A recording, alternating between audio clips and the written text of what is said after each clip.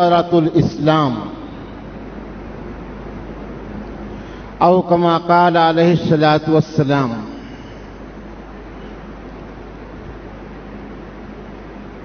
محترم بزرگوں اور عزیز دوستو،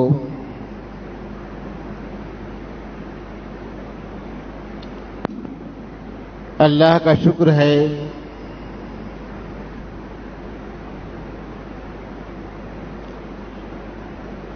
ان تمام مسلمانوں کے حق میں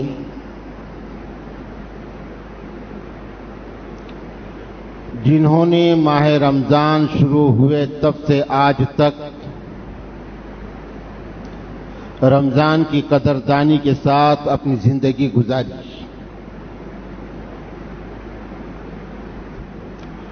اور بڑے افسوس اور محرومی کی بات ہے ہمارے ان بھائیوں کے حق میں جنہوں نے رمضان المبارک کے نہ شروع ہونے کو محسوس کیا اور نہ نصف رمضان ختم ہونے کے قریب ہے اس کو محسوس کیا۔ روایت کے مطابق ان کی زندگی غفلت میں گزر رہی ہے،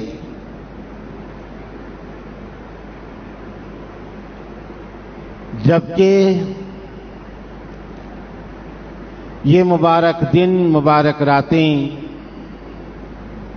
مبارک مہینے اور مبارک ساعتیں میرے اور آپ کے آقا سرور کونین، تاجدار انبیاء، روح کائنات، سید الانبیاء والمرسلین، خاتم الانبیاء والمرسلین، حضرت محمد الرسول اللہ صلی اللہ علیہ وسلم کی برکتوں سے اللہ رب العالمین کے عطیہ اور انعام ہے اس امت کے لیے کہ کوئی تو موڑ امت ایسا بنا لے کہ وہاں یہ بدل جائے، اجتماعی طور پر یا انفرادی طور پر۔ یہ انعامات ہیں، اللہ کے نبی کا صدقہ ہے۔ شب برات آئی، وہاں اس کو احساس ہو جائے اپنی ماضی کی اور سابقہ زندگی کا، اور اللہ کے سامنے اپنی غفلتوں، معصیتوں اور اپنی بے مقصد زندگی کے گزرنے پر وہ اللہ کے سامنے اپنے آپ پر ملامت کرے، توبہ کرے اور یہاں سے زندگی کو بدلنے کا وعدہ کرے۔ اسی کے لیے مہینوں میں رمضان کا مبارک مہینہ آتا ہے کہ ہم انفرادی اور اجتماعی طور پر اپنے آپ کو بدلنے کا تہیہ کر لیں، اس لیے کہ اسلام یہ ایک بامقصد اور بامعنی مذہب ہے۔ اسلام وقت پرستی پر مبنی مذہب نہیں ہے، اور اسلام بے معنی اور بے مقصد، بے فائدہ اور غیر نافع کوئی چیزوں پر مبنی مذہب نہیں ہے۔ ان الشریعۃ الاسلامیہ ہی شاملہ علی کل ناحیۃ من نواحی الحیات الانسانیہ۔ اللہ کہتے ہیں کہ ان الدین عند اللہ الاسلام۔ اللہ نے ارشاد فرمایا کہ الیوم اکملت لکم دینکم واتممت علیکم نعمتی ورضیت لکم الاسلام دینا۔ کہ ہم نے انسانوں کو سوچ، عقل، دور اندیشی، صحیح سمجھ، ان چیزوں کے ساتھ ہم نے انسانوں کو پیدا کیا ہے، اور ہماری ان چیزوں کا یہ انسان صحیح استعمال کرے گا تو ہم نے اس کے سامنے دنیا کے اندر دو چیزیں رکھی ہیں، ہدیناہ النجدین اما شاکرا و اما کفورا فألہمہا فجورہا و تقواہا قد افلح من زکاہا وقد خاب من دساہا، یہ دونوں چیزیں ہم نے اس کی طبیعت، اس کی سرشت اور اس کی فطرت میں رکھا ہے انسانوں کی۔ تو اسلام یہ کامل اور مکمل مذہب ہے جس کے ریاضت اور مجاہدے والے سبق وہ بھی عالم انسانیت کے لیے نفع بخش ہیں، جس کے انفرادی اور اجتماعی خالص عبادات والے اسباق وہ بھی اس کے اخروی بلندی درجات اور اللہ کے قرب حاصل کرنے کے واسطے بڑے نافع سبق ہیں، اور عبادات کی بنیاد پر خوشی کے تہوار اور خوشی کی منائی جانے والی تقاریب وہ بھی اس کے لیے اور عام انسانیت کے لیے نفع بخش چیزیں ہیں۔ ضیاء، وقت کا ضیاء، مال کا ضیاء، جسمانی طاقت کا ضیاء، صلاحیتوں کا ضیاء، یہ اسلام کے سبق میں اور اسلام کے اندر ہے ہی نہیں، بلکہ نفع ہی نفع ہے اسلام کے اندر۔ خیر الناس من ينفع الناس، یہ اسلام کا ایک عنوان ہے، ٹائٹل ہے کہ اچھا آدمی وہ ہے جو عام انسانوں کے لیے اچھا ہو، خود کے لیے نہیں۔ خود کے لیے اچھا ہونا یہ تو جانوروں کی صفت ہے، خود کا فائدہ دیکھنا، خود کا نفع دیکھنا، خود کی ترقی دیکھنا، خود کا پیٹ بھرنے کا سامان کرنا، خود کی پیاس بجھانے کا سامان کرنا، یہ تو جانوروں کی صفت ہے، یہ انسانوں کی صفت نہیں ہے۔ انسان وہ خیر الناس من ينفع الناس، جس سے ساری انسانیت کو فائدہ پہنچے، وہ اچھا انسان ہے۔ بقر عید، عید الاضحیٰ کا تہوار اسلام نے تم کو دیا، کروڑہا روپیہ مسلمان خرچ کرتا ہے، لیکن نہ مٹی میں ڈالتا ہے، نہ پانی میں ڈالتا ہے، نہ آگ میں جلاتا ہے، بلکہ انسانوں کے کام آتا ہے۔ یہ اسلام ہے۔ عید الفطر، کروڑہا روپیہ مسلمان خرچ کرتا ہے، اسلام نے خرچ کرنے کی اس کو تلقین کی ہے، لیکن انسانوں کے کام آتا ہے، نہ آگ میں جلاتا ہے، نہ پانی میں بہاتا ہے، نہ مٹی میں ڈالتا ہے، انسانوں کے کام آتا ہے۔ یہ اسلام ہے۔ اس لیے پیارے آقا حضرت محمد رسول اللہ صلی اللہ علیہ وسلم نے اور خود قرآن کریم نے اسلام کو اللہ کی بڑی نعمت قرار دیا ہے کہ اللہ کی بڑی نعمت ہے پوری نوع انسانیت کے لیے، عالم انسانیت کے لیے، اور اسی کو امن کہتے ہیں۔ امن یہ دنیا کا سب سے پیارا اور سب سے اچھا لفظ، اور یہ نام ہے اسلام کا، یا اسلام نام ہے امن کا، یہ نام ہے محمد الرسول اللہ کا، اور محمد الرسول اللہ نام ہے امن کا۔ امن کا درس اور امن کا سبق مسلمانوں کو کہیں ڈھونڈنے کی اور کسی سے لینے کی ضرورت نہیں ہے، اور نہ ہی دنیا کی کسی تہذیب اور دنیا کی کسی قوم اور دنیا کی کسی حکومت کو یہ حق پہنچتا ہے کہ وہ اسلام کے ماننے والوں کو امن سکھائے۔ اس لیے کہ امن تو ہماری سرشت میں ہے، امن تو ہمارا مذہب ہے، امن تو ہمارا ایمان ہے، امن تو ہماری سوچ ہے، امن تو ہمارا تصور ہے، امن تو ہمارا پیغام ہے۔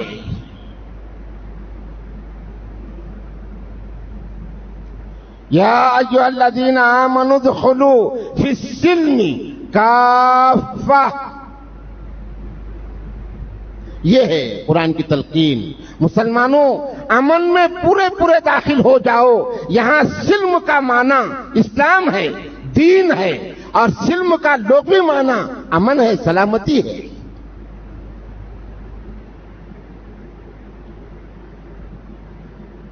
یہ ہے امن۔ اسلام، اسلم یسلم اسلاما، اس کا مادہ ہے سلامت۔ سلامت اس کا مادہ ہے سلامتن۔ سلامت کے معنی امن، شانتتا، مانوتا نہیں، شانتتا۔ مانوتا انسانوں کے ساتھ میں اچھا سلوک کرنا۔ اسلام شانتتا کا سبق ہے کہ مسلمانوں کا یا انسانوں کا عام مخلوقات کے ساتھ میں اچھا سلوک کرنا۔ جس کو ہم جاندار سمجھتے ہیں وہی نہیں، بلکہ اسلام درخت کو بھی جاندار کہتا ہے، اور ہر ایک درخت کو بنا کسی وجہ کے توڑنا، اسلام اس کو پاپ اور گناہ قرار دیتا ہے۔ یہ ہے اصل اسلام میں امن کی تعلیم، امن کا پیغام۔ اور اسلام کے جتنی چیزیں ہیں، خاص طور پر اسلام کے بنیادی ارکان، بنیاد اسلام علی خمس، اگر اس کی روح پر ہم غور کریں گے تو اس کی روح کا نچوڑ، خلاصہ محبت کے لفظ کے ساتھ سامنے آئے گا۔ محبت یہ ایک لفظ ہے جو امن کا مظہر ہے۔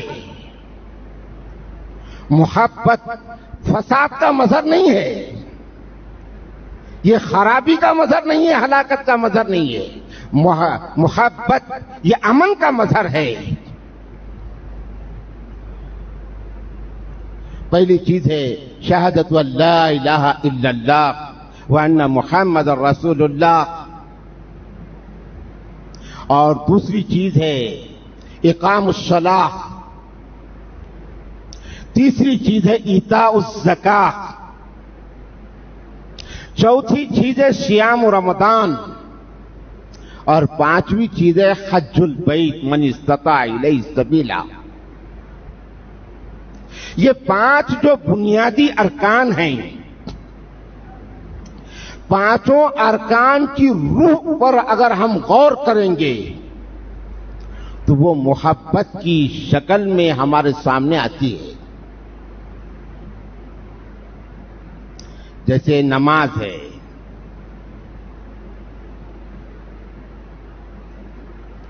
کوئی اگر نماز پڑھ رہا ہے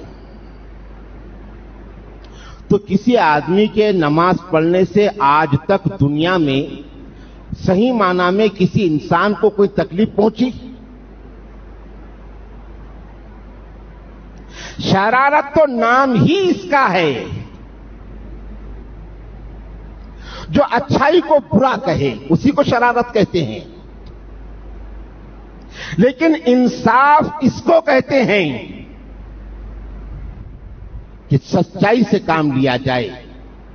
تو اگر انصاف کی زبان میں دنیا کے کسی انسان اور کسی قوم کو یہ سوال کیا جائے کہ کوئی اگر اجتماعی یا انفرادی طور پر نماز ادا کر رہے ہیں تو اس سے کسی انسان کو آج تک دنیا میں تکلیف پہنچی؟ نہیں، کسی کو تکلیف نہیں پہنچی۔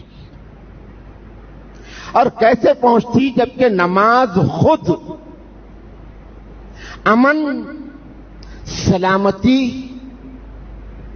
کی تربیت دے رہی ہے، ٹریننگ دے رہی ہے ایک مسلمان کو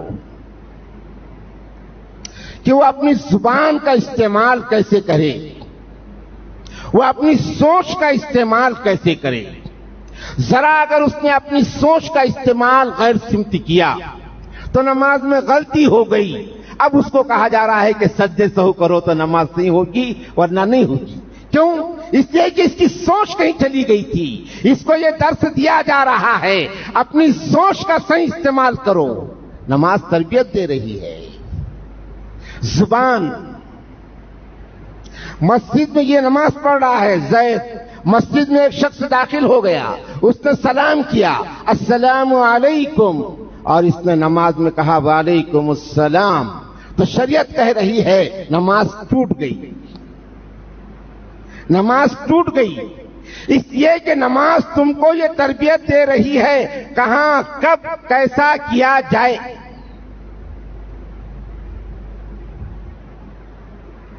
یہ نماز کہہ رہی ہے، سکھا رہی ہے، تربیت دے رہی ہے کہ یہاں اتنا ہی کرنا پڑے گا جتنا کہا گیا ہے، اور ویسا ہی کرنا پڑے گا جیسا کہا گیا ہے.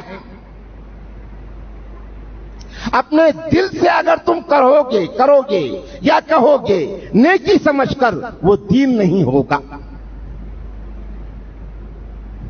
یہ تربیت دی جا رہی ہے کہ اگر تم دین سمجھ کر اپنے دل سے کچھ کرو گے جہاں وہ نہیں کرنا چاہیے، وہ دین نہیں ہے.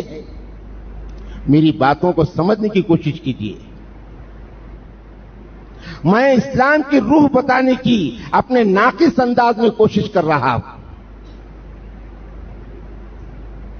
زکات ہے.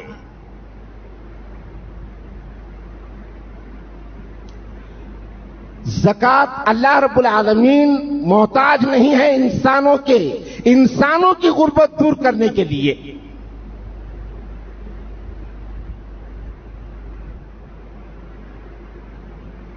لیکن اس کے باوجود اللہ تبارک و تعالیٰ کہہ رہے ہیں اقرضوا اللہ قرضا حسنا، یعنی اللہ تبارک و تعالیٰ ایک محبت بھرا انسانی سماج اور انسانی معاشرہ مسلمانوں کے اندر دیکھنا چاہتے ہیں.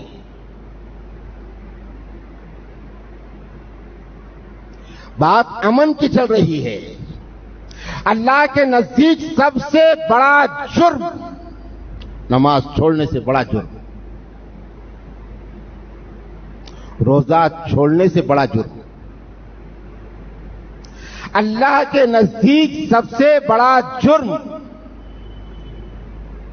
اگر تم جبہ نہیں پہنتے تو چل سکتا ہے، اگر ٹوپی کی عادت نہیں ڈالو گے تو چلے گا، اگر وضع قطع استعمال نہیں کرو گے تو چلے گا، لیکن یہ نہیں چلے گا کہ دو دل خراب کرنے کے لیے تم جو ہے کوئی اپنا رول نبھاؤ. سب سے بڑا جرم اللہ کے نزدیک انسانوں کے مابین منافرت، دشمنی اور نفرت پیدا کرنا ہے. یعنی انسانی اجتماعیت کو توڑنے کی کوشش، یہ سب سے بڑا جرم ہے. حضرت مولانا محمد یوسف کاندلوی رحمت اللہ علیہ، یعنی ہمارے دوسرے حضرت جی حضرت مولانا محمد الیاس رحمت اللہ علیہ کے بیٹے، بڑے بیٹے، بہت قابل انسان گزرے ہیں، بڑی علمی شخصیت گزری ہے، لکیر کے فقیر نہیں تھے، بڑی قابل اور علمی شخصیت تھی. ان کی زندگی کی آخری تقریر ہے امت پناہ. تو اس تقریر کا لب لباب ہی یہ ہے کہ امت کے اجتماعیت کو تقویت دینا اور باقی رکھنے کی کوشش کرنا یہ سب سے بڑی نیکی ہے، اور اسلام کی عبادات اور تعلیمات کا خلاصہ ہے. اور امت کے اجتماعیت میں شگاف ڈالنا اور اس کو توڑنے کی ناپاک کوشش کرنا یہ سب سے بڑا گناہ ہے. تو انہوں نے کہا کہ عبد الرحمن ابن ملجم صحابہ کرام کی صف میں حضرت علی رضی اللہ تعالیٰ عنہ کے دور میں ایک بڑا انسان تھا، ظاہری اعتبار سے تسبیح ہاتھ سے چھوٹتی نہیں تھی. بڑا ذاکر تھا، بڑا ذاکر تھا. کسی کے ہاتھوں میں تسبیح کو دیکھ کر اس کے مکمل طور پر پابند شرع ہونے کی گواہی دینا کہیں دھوکہ ہو جاتا ہے.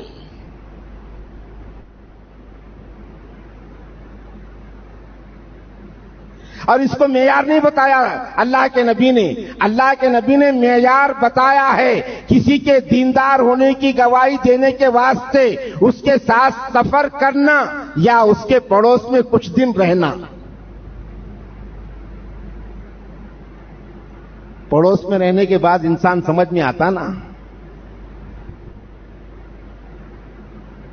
یا ساتھ میں سفر کرنے کے بعد سمجھ میں آتا ہے انسان اچھا ہے یا برا ہے.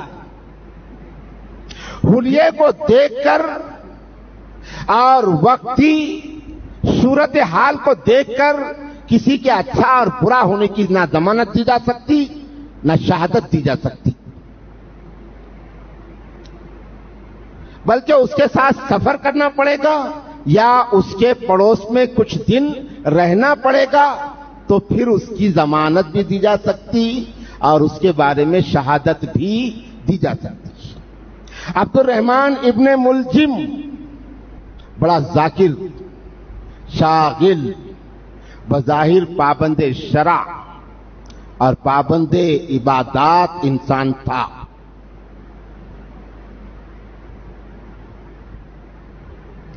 لیکن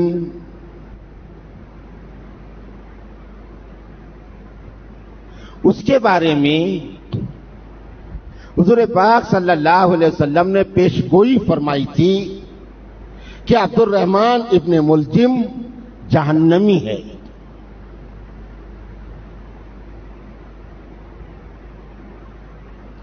جہنم میں جائے گا.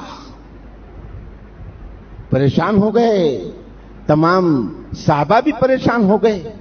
اس کو تو ہم ذکر میں دیکھتے ہیں، عبادت میں دیکھتے ہیں، پھر رسالت کی زبان نے یہ کیسے کہا؟ صحابہ کرام تو کیا ہم بھی یہ ہمت نہیں رکھتے، اگر ہم نے جسارت کی تو ہم کافر ہو جائیں گے. اللہ کے نبی کی بات معاذ اللہ غیر ضروری ہے، جھوٹ ہے، لیکن تشویش ہو رہی تھی کہ بات کیا ہے آخر. اب حضرت علی رضی اللہ عنہ کا جب دور آیا تو حضرت علی رضی اللہ تعالی عنہ کو خوارج کی صف میں یا ان کی ایما پر شہید کرنے والا شخص وہ عبد الرحمن ابن ملجم تھا، حضرت علی کا قاتل. اس وقت سننے والے صحابہ کو ان کی آنکھیں کھلی کہ یہ وجہ تھی. رسالت کی آنکھوں نے دیکھ لیا تھا کہ عبد الرحمن ابن ملجم کیا ہے.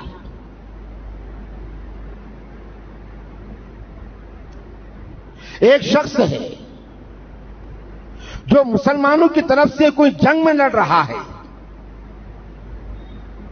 اور وہ مسلمان نہیں ہے، لیکن مسلمان دیکھ کر بڑے ششدر اور حیران ہو گئے کہ یہ شخص مسلمانوں کی طرف سے اتنی بے جگری اور حمیت کے ساتھ کیوں لڑ رہا ہے. جب اللہ کے نبی صلی اللہ علیہ وسلم سے صحابہ نے عرض کیا کہ فلاں شخص مسلمانوں کی طرف سے بڑی بہادری کے ساتھ لڑ رہا ہے اور اس نے ظالموں کی پشتیں لگا دیا قتل کر کے، اللہ کے نبی نے فرمایا کہ وہ جہنمی ہے، وہ جہنمی ہے. صحابہ کو رشک ہوا، افسوس ہوا، کیا بات ہے. لیکن جب وہ زخموں سے چور ہو گیا اور وہ زخموں کی تکلیف کو ناقابل برداشت سمجھنے لگا اور اس کے لیے ناقابل برداشت ہوئی تو آخر میں وہ اپنا نیزہ یا اپنا کوئی ہتھیار زمین میں ایسا نصب کر کے اپنے آپ کو اس پر جھونک دیا اور خودکشی کر کے مر گیا. جب اس کی خودکشی کو صحابہ نے دیکھا تو سمجھ گئے کہ یہ وجہ تھی جو اللہ کے نبی نے فرمایا تھا.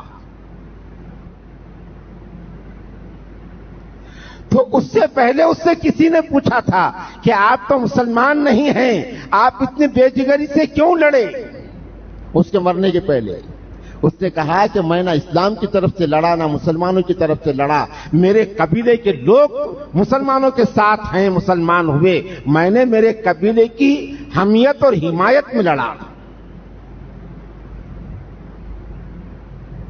اسلام کی طرف سے نہیں۔ تو ایتائے زکات، زکات دینا، یہ جو اللہ کا حکم ہے، یا مال خرچ کرنا، انفاق فی سبیل اللہ،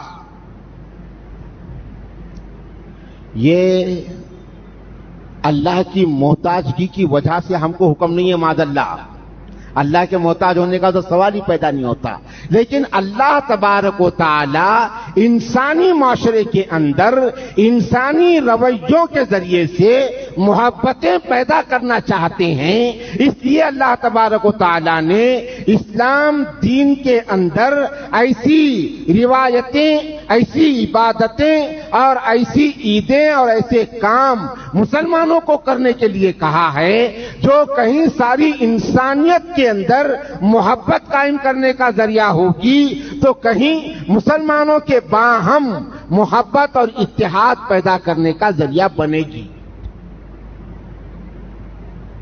تو زکات کا بھی ایک بڑا مقصد یہی ہے۔ زکات یہ تو خرچ کرنے کی ایک تربیت دی جا رہی ہے مسلمانوں کو، جیسے فرض نماز، فرض نماز نوافل کی حد نہیں ہے، ویسے زکات خرچ کرنے کی تربیت دی جا رہی ہے۔ ایک دم شروع اسلام میں، ابتدائی اسلام میں صحابہ کرام نے اللہ کے نبی سے پوچھا، یسألونک عن الانفاق، صحابہ نے پوچھا کہ ہم اللہ کے راستے میں اپنے مالوں میں سے کتنا مال خرچ کریں؟ تو اللہ کے نبی نے فرمایا العفو، العفو، یہ تو صحابہ کا ہی حصہ تھا۔ آج اگر ہم کو خدا نہ خواستہ یہ حکم دیا جاتا تو شاید کوئی مسلمان اس پہ فٹ ہوتا تھا، شاید کوئی مسلمان۔ اللہ چاہتے ہیں کہ تمہارے دلوں سے غلاظت کو نکال دیں، تمہارے دلوں کا آپریشن ہو جائے، دلوں سے نجاستوں کا خاتمہ ہو جائے۔ الدنیا دنیا، یہ اللہ چاہتے ہیں، الدنیا دنیا، یہ نکل جائے، اور دنیا نام ہے غیر اللہ کی محبت کا، اللہ کی منشا کے خلاف خواہش کی محبت کا نام یہ دنیا ہے،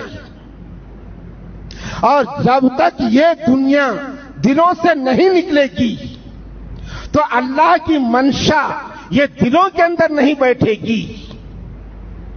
اس لیے آج نمازیں، تکبیر اولیٰ کی پابندی، نوافل کی پابندی، نوافل کا اہتمام، یہ بہت آسان ہے، آسان ہے انسانوں کے لیے، انسان کریں گے، کرنا بھی چاہیے۔ آج گھٹنے کے نیچے جبے پہننا، ٹوپی اور ٹوپی کے بعد پگڑی باندھنا، اور تسبیح ہمیشہ ہاتھ میں رکھنا، یہ اختیار کرنا آسان ہے، اور اختیار کرنا بھی چاہیے۔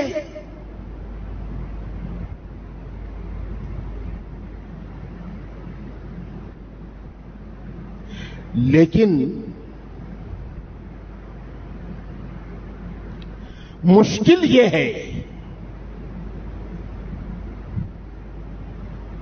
کہ یہ سب میں جس کے لیے کر رہا ہوں وہ میں اللہ کے لیے دے دوں، یہ مشکل ہے، اور وہ ہے مال خرچ کرنا، یہ بڑا مشکل ہے۔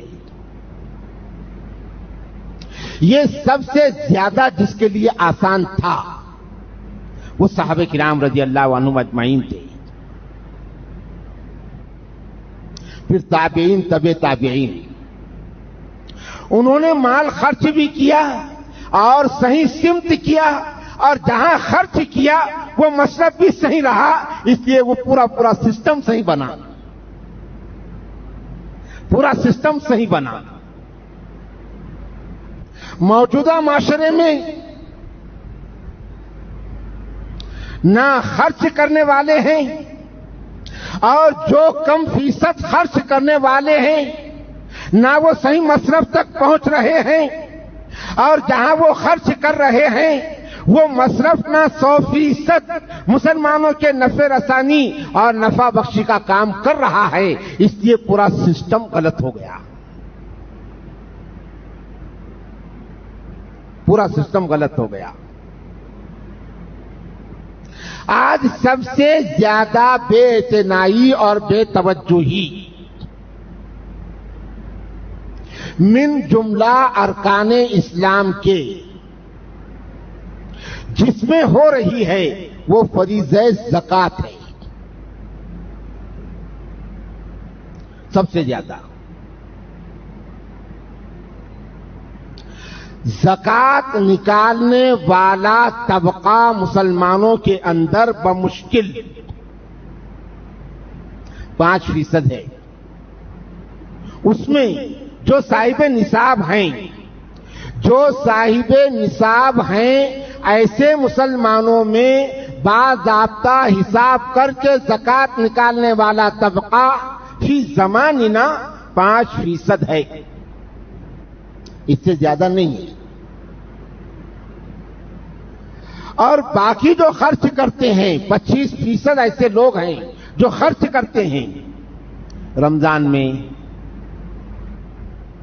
رمضان کے علاوہ 25% لوگ ایسے ہیں، میرے فیصد بتانے میں کچھ کم زیادہ ہو سکتا ہے، 25% لوگ ایسے ہیں جو خرچ کرتے ہیں لیکن باضابطہ حساب کر کے زکوٰۃ نہیں نکالتے، وہ علل حساب خرچ کرتے ہیں.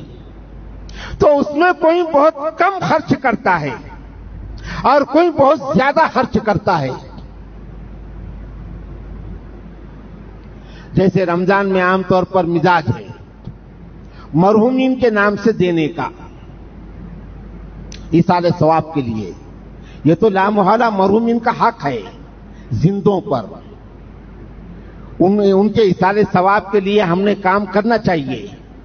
لیکن بہت سے لوگ ایسے ہیں جو زکوٰۃ نہیں نکالتے، وہ مرحومین کے لیے ایصال ثواب کے طور پر دیتے ہیں مدرسوں کو، مسجدوں میں، غریبوں میں. تو یہ ہمارا طریقہ درست نہیں ہے زکوٰۃ نکالے بغیر،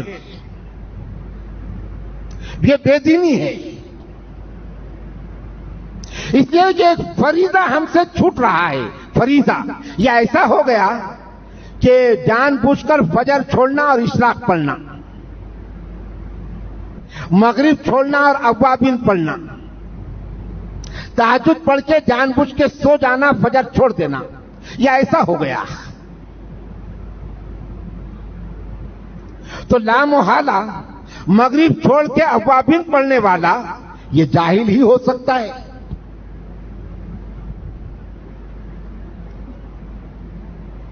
اس لیے کہ وہ فرض ہے. بعض لوگ ایسے ہیں جو لاکھوں روپیہ خرچ کرتے ہیں، لاکھوں روپیہ بے درے خرچ کرتے ہیں، بے تحاشا خرچ کرتے ہیں، لیکن نہ ضرورت کا احساس ہے نہ اہمیت کا احساس ہے، بس خرچ کر رہے ہیں. اس کو کہیں گے مذہب کا جنون، مذہب کا جنون. اور اسلام جنون نہیں چاہتا. یہ ایک ایسا عنوان نکل گیا ہمارے نعیم بھائی کے عنوان دینے پر کہ اس کو اب ہم سمیٹ نہیں سکتے 1 گھنٹے میں. لیکن چھوڑ دیں گے اس لیے کہ جمعہ ہے. اسلام جنون نہیں چاہتا. 4 صحابہ مسجد میں بیٹھے ہوئے ہیں, وہ چاروں نے یہ طے کر دیا, میں زندگی, ایک نے طے کیا کہ میں زندگی بھر روزے رکھوں گا, ایک نے طے کیا میں زندگی بھر رات میں سوں گا نہیں, رات بھر نفل نمازیں پڑھوں گا, ایک نے طے کیا میں شادی ہی نہیں کروں گا.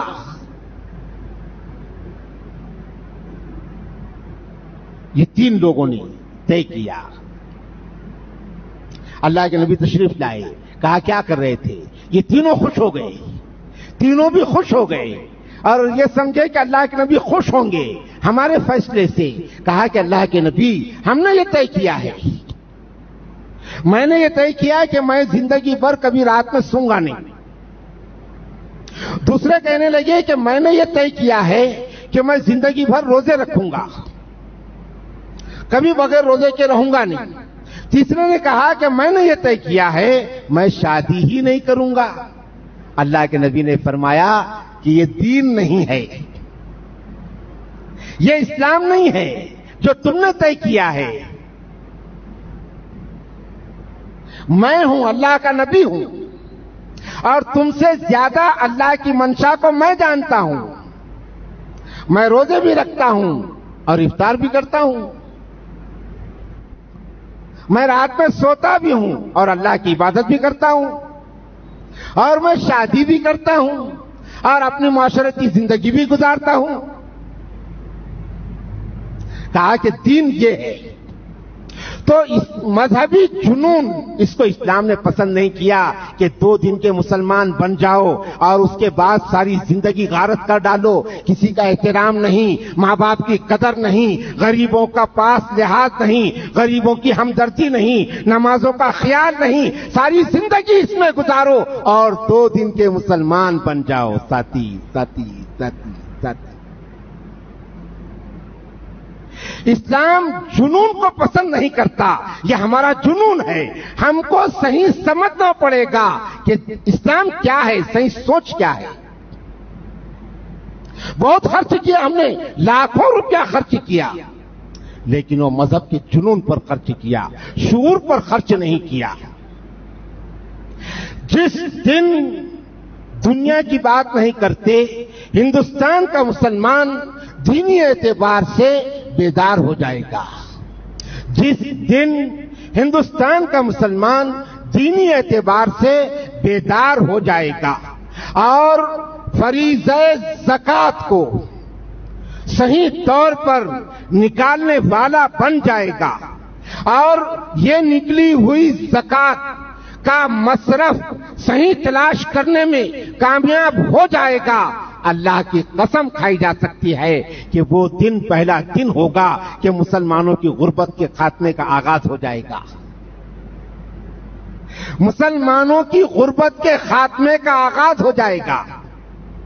ضرورت نہیں پڑے گی مجھ جیسے مولویوں کو جھوٹ بول کر مدرسوں کے لیے زکات وصول کرنے کی, اس لیے کہ زکات کا مال, عطیہ کا مال وہ اتنا ہو جائے گا کہ بڑے ہمارے مدارس اور مدارس کے ساتھ کالجز ہمارے اپنے فنڈ سے ہم چلانے کے ساتھ غربت کا خاتمہ کرنے میں بھی کامیاب ہو جائیں گے. کیا سمجھ رہے ہیں آپ؟ یہی تو وجہ ہے. انہوں نے اب تک تمہارے ہاتھوں میں رکھا, ان کو معلوم تھا کہ تم حفاظت نہیں کر سکتے, اور تم کو مال کی محبت میں مبتلا کر کے زکات نکالنے کا مادہ وہ نکال دیا اور مال کی محبت میں مبتلا کر دیا اور وہ پراپرٹیز اور وہ جائیدادوں کو تمہارے ہاتھوں میں دیا. تم اس وقت بڑے خوش ہو گئے کہ اب تو اتنی پراپرٹیز ہیں ہمارے پاس, اور اس کے متصرف ہم ہیں. میں متولی ہوں, میں انعامدار ہوں, میرے پاس انعام 200 ایکڑ ہے, میرے پاس تولیت میں زمین 100 ایکڑ ہے, تمہارے ہاتھوں میں دیا. ایک تمہارا ایک شعبہ قائم کر کے وقف वक़फ़ उस शोबे को नाम दे दिया, तुम्हारी पूरी प्रॉपर्टी को एक जगह जमा किया। उसको ये मालूम था कि तुम इसकी हिफाजत नहीं कर सकते। वही हुआ।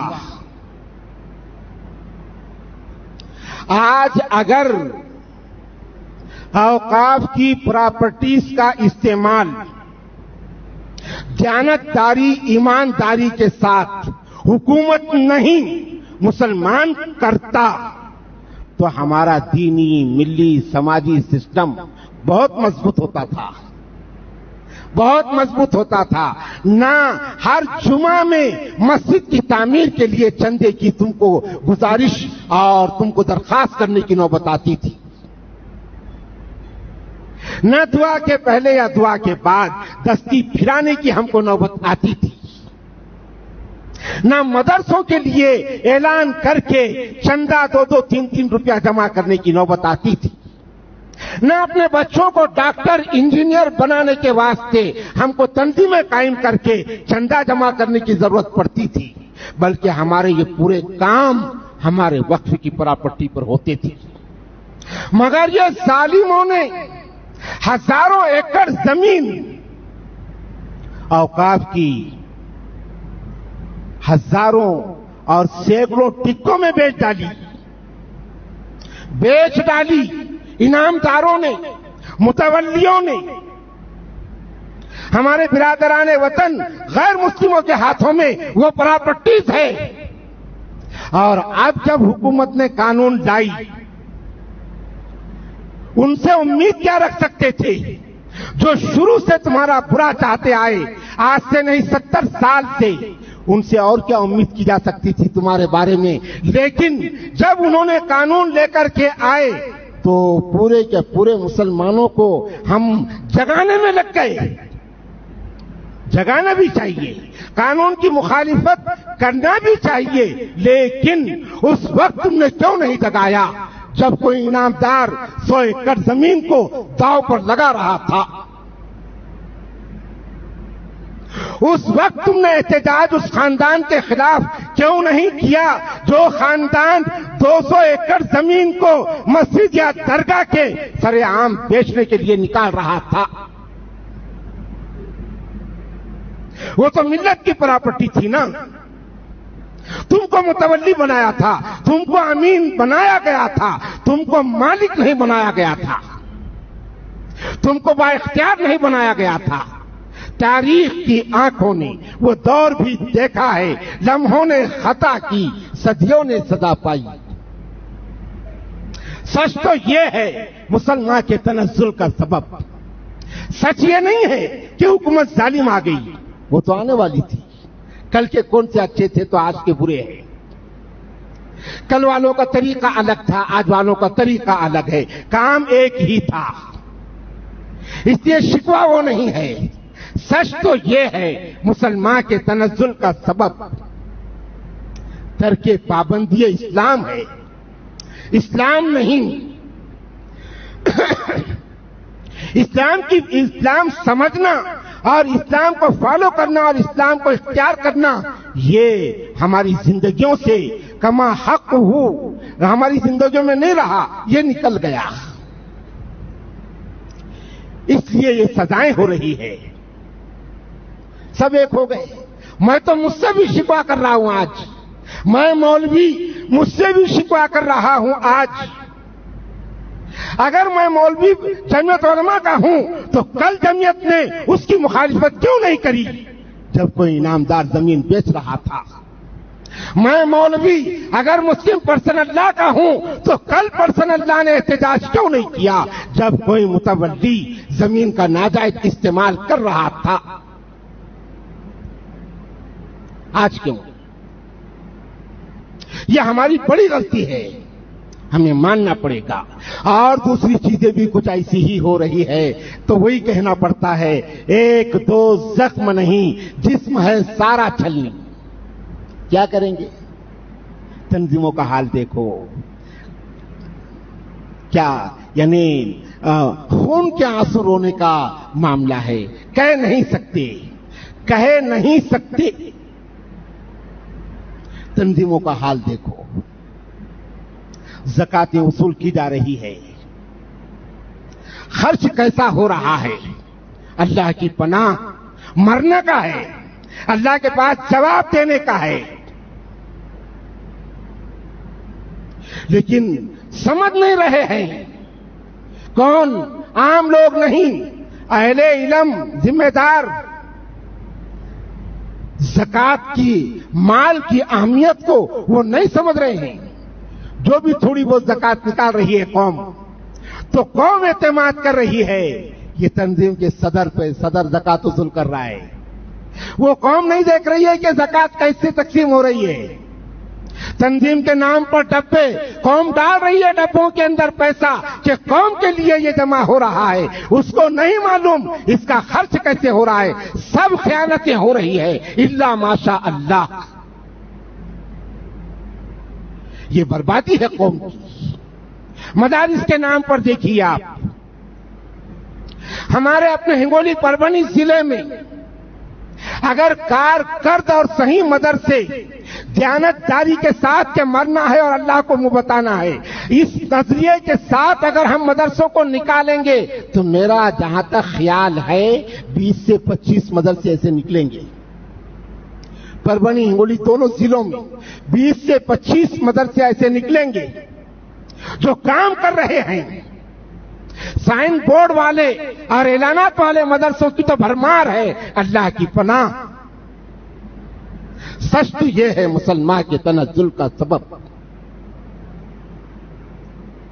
تو ہمیں اپنا جائزہ لینا پڑے گا, ہمیں اپنا سسٹم بدلنا پڑے گا انفرادی اور اجتماعی طور پر. اور یہ ایک ایسی بیماری ہے جس کا علاج اللہ کی منشا کے بغیر یا اللہ کی چاہت کے بغیر اب ناممکن ہو گیا. یہ بیماری ایک ایسا کینسر بن گئی جس کا علاج بہرحال ناممکن, لیکن ہم کو کام تو کرنا پڑے گا. کام کرنا پڑے گا اور یہ ماننا پڑے گا کہ اسلامی سسٹم کی بحالی میں دین کی ترقی اور غربت کا خاتمہ ہے, اور اسلام کی سسٹم کی پامالی میں دینی نقصان اور غربت کا روز افزوں بڑھتا رہنا ہے. بہرحال ماہ رمضان آدھے کے قریب گزر گئے. رمضان ایک ایسا مہینہ ہے جس میں 3 فرض ایک جگہ, 4 فرض ایک جگہ جمع ہوتے ہیں. ایمان, نماز, روزہ, زکات, 4 فرض ایک ساتھ جمع ہوتے ہیں. اتنا مبارک مہینہ. تو میرے بزرگوں اور میرے دوستوں, ہم سب اللہ کے اس گھر میں اور آج یہ طے کریں کہ انشاءاللہ ما فات رمضان کی تلافی ہم رمضان کے بعد کرنے کی کوشش کریں گے, اور ما باقی رمضان کا آج ہی سے ہم اہتمام کریں گے. اگر اب تک ہمارے روزے کسی وجہ سے چھوٹے ہیں تو آج ہم یہ طے کریں اللہ کے گھر میں کہ انشاءاللہ اب ایک روزہ میں نہیں چھوڑوں گا. ٹھیک ہے انشاءاللہ. اور ہم آج یہ طے کریں کہ انشاءاللہ اللہ نے جو مجھے مال دیا ہے میں حساب کر کے جن مولویوں پر بھروسہ ہے یا جو ہمارے تعلقات کے ہیں ان سے باضابطہ حساب کر کے ہم زکات نکالیں گے. اور زکات نکال کے تعلقات کی بنیاد پر یا بغیر تحقیق کے دینا یہ بھی زکات نکالنے والے کا گناہ ہے. تحقیق اور ضرورت کی بنیاد پر زکات خرچ کرنا یہ جو ہے ضروری ہے. اور یہی مطلب تھا یہ دونوں قرآن کی آیت کا بھی اور حدیث جو میں نے پڑھا اس میں بھی یہی مفہوم سمجھایا گیا. اس کی تشریح کرنے کا اب موقع نہیں ہے, اس لیے آپ خرچ کیجئے. مدارس پر بھی خرچ کرو, غربا پہ خرچ کرو, اپنے قریبی رشتہ دار جو مستحقین ہیں ان پر خرچ کرو, اپنے ہاتھوں سے خرچ کرو, دوسروں کے ہاتھوں سے خرچ مت کرو, اس لیے کہ اپنے بستی میں ہی اتنے مصارف ہیں کہ اور جگہ جانے کی ضرورت نہیں ہے. وآخر دعوانا ان الحمد للہ رب العالمین.